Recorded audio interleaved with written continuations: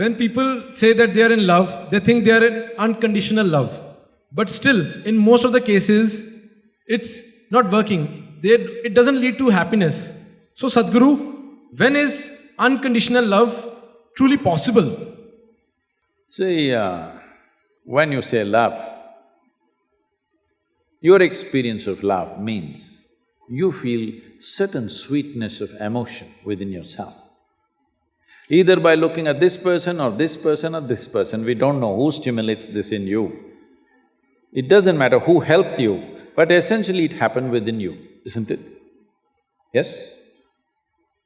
Did it happen only within you or was it in the air? I'm trying to clear this air. Combination of both. Really? It was in the air? No, it only happened within you. Maybe what was happening within you was so exuberant, you saw it everywhere. You're in love, you thought the flowers bloomed for you, the birds are singing for you, the clouds are moving for you. Huh? All right, I don't want to destroy all the romance, okay?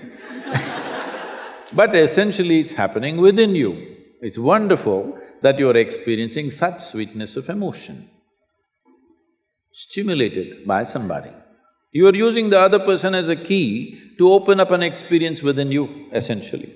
I'm asking you, why are you using a key when there is no lock, when there is no door, when there's no any kind of barrier? It is just that you are a push-start machine. You know what's a push-start machine? If you have owned an Ambassador 25 years ago, always you parked it on a gradient like this, because morning, two people have to push it. If you park it like this, nobody will come, your family will not come out of the house. If it's like this, somebody will come and push it. Now all the cars are self-start, many of them remote start. What does it mean? Technological upgradation. You are an institute of technology, all right? I'm asking, would you like to upgrade your technology that you are on self-start? If you wake up in the morning, you are overflowing with joy and love and exuberance by yourself. You don't need anybody to stimulate you. Would you like to be a self-start machine? Then you must come to me, huh? Whoever is right now doing the love in the air, it's fine with them, you don't have to tell them anything, you say, all right, it's okay. But it's very important you're a self-start machine, otherwise, after some time, you try to extract happiness from the other person. That is when these love affairs become tedious and horrible, because you're trying to extract happiness from the other person. No, life should be like this. When it comes to joy, when it comes to love, when it comes to exuberance of life, you must be the source of this, isn't it? You must be the source of this. Well, other things are shared in life. There are two ways to enter into a relationship. One way is because you want to extract something from somebody. Another way is because you want to share something with somebody. These are two ways. If you're out to share, your life will be good. If you're out to extract, when they close the tap, it's going to get terrible and nasty. You have seen people who thought they're absolute lovers, how terrible it becomes for many of them. Not because there's anything wrong with them, simply because you started off on the wrong footing, thinking, this person is the source of my joy. No, no, no. Joy or misery, the source is within you. Yes or no? Whether it's joy or misery, the source is within you. It's for you to decide.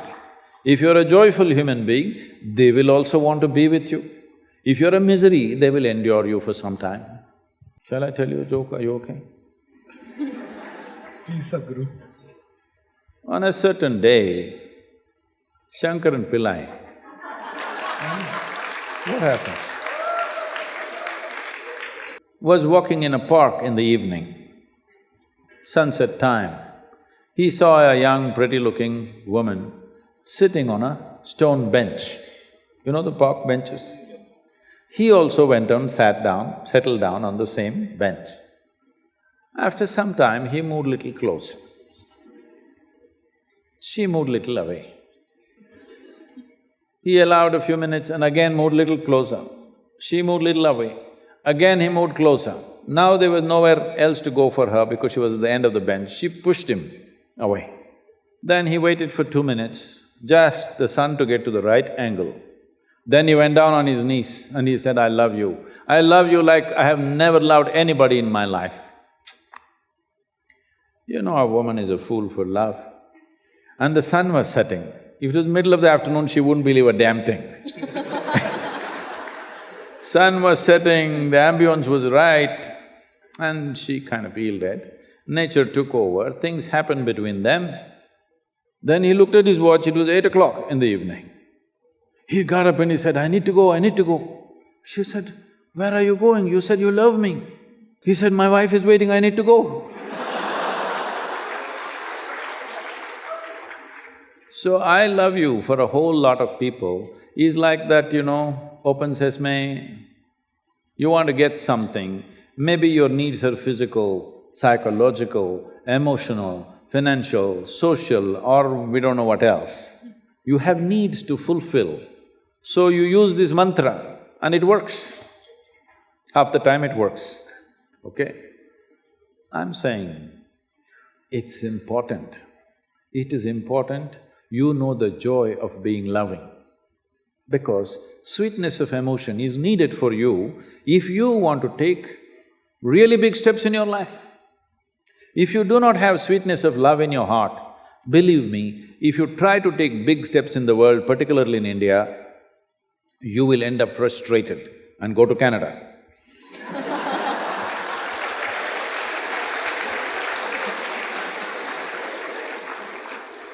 In Canada, you meet only moose in most of the countries, so it's okay.